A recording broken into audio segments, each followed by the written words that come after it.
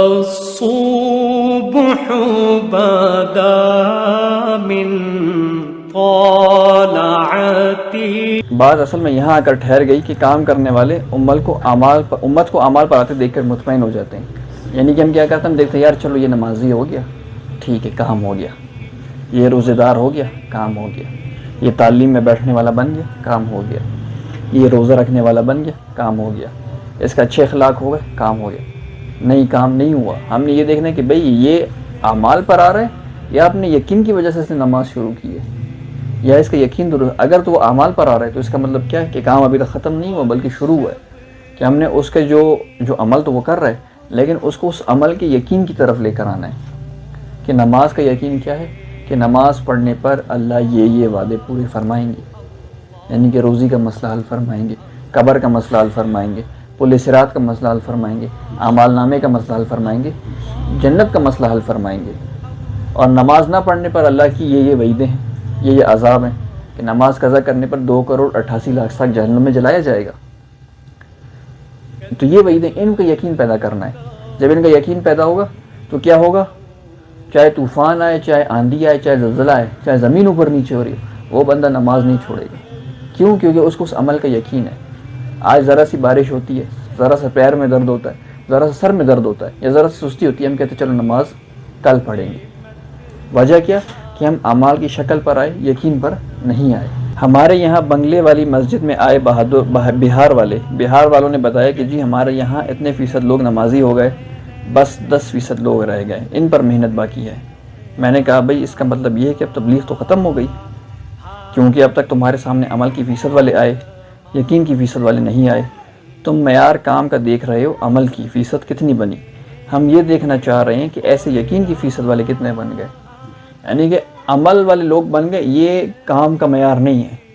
آپ کو بس لوگوں کو یقین بن رہا ہے، یہ کام کا معیار ہے کہ لوگوں کا یقین دنیاوی اسباب سے ہٹ کر، دنیاوی جتنی بھی شکلیں ان سے ہٹ کر اگر اللہ کے احکامات کی طرف آ رہا ہے، اللہ کے اوامر کی طرف آ رہا ہے، اعمال کی طرف آ رہا ہے، یقین ان کا، تو کام کا معیار پیدا ہو رہا ہے. دیکھو میرے دوستو بزرگوں، امت کا اعمال پر آ جانا یہ ہمارے کام کی حد نہیں ہے، یعنی کام کی انتہا نہیں ہے.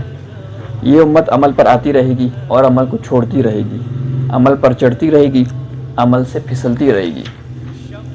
بغیر یقین کے اعمال پر استقامت نہیں ہوتی. ہماری عملوں پر جو استقامت ہوگی وہ یقین کے بقدر ہوگی. اس لیے صحابہ کہتے تھے کہ سب سے پہلے دعوت کے ذریعے سے یقین کا بنانا سیکھا ہے. صحابہ خود کہتے ہیں نا کہ ہم نے قرآن سیکھنے سے پہلے ایمان کو سیکھا ہے. تو وجہ کیا ہے کہ جب انہوں نے ایمان سیکھا تو پھر اللہ کے جتنے احکامات تھے وہ ان کے زندگی میں ایسے آ گئے جیسے ان کو محنت کرنے کی ضرورت ہی نہیں پڑی. کیوں؟ کیونکہ ان کا ایمان بنا ہوا تھا نا کہ اللہ نے یہ کہہ دیا اور وہ 100% اس پہ عمل کرنے والے بن گئے. پہلے دن حکم ہوا، اللہ کا حکم آیا، پہلے دن سے ہی وہ سارے کے سارے 100% عمل کرنے والے بن گئے. یہ نہیں کہ 50% عمل کر لیا، 50% کل کریں گے، 10% کی کوشش کل کریں گے. نہیں، آیا 100% نے اس کو اپنایا اور 100% مکمل طریقے سے اپنایا.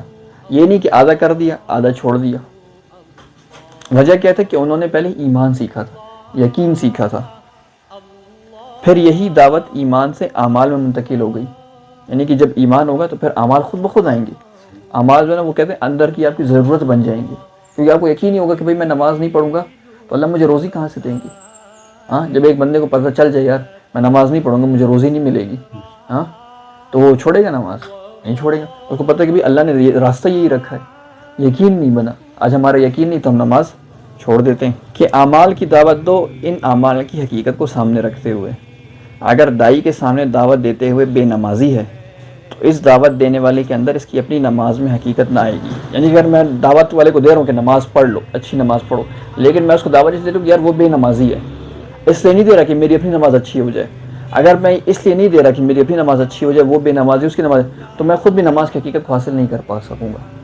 اگر تو میں اس لیے دوں گا یار کہ میں اپنے لیے کہ میں اپنی نمازیں ٹھیک کر لوں، میں اس لیے اس کو بھی بول رہا ہوں تاکہ یہ بات میرے اندر آ جائے، خود میں نماز کی حقیقت حاصل کر پاؤں، تو پھر میرے اندر تو ہوگی اور کیا ہوگا کہ اس کے اوپر میری بات جو ہے وہ اثر کرے گی. بلکہ دعوت دینے والا نماز کی حقیقت سامنے رکھ کر دعوت دے.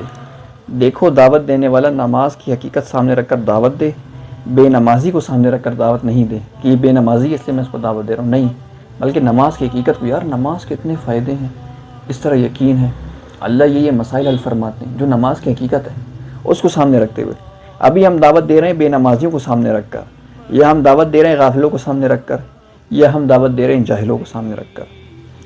نہیں میرے دوستوں بزرگوں، دعوت صحابہ والے ایمان کو سامنے رکھ کر، ایمان کی دعوت، یعنی کہ صحابہ والے ایمان کو سامنے رکھ کر کہ بھئی میرا مقصد کیا ہے کہ میرا ایمان ویسے ہو جائے جیسے صحابہ کا ایمان تھا۔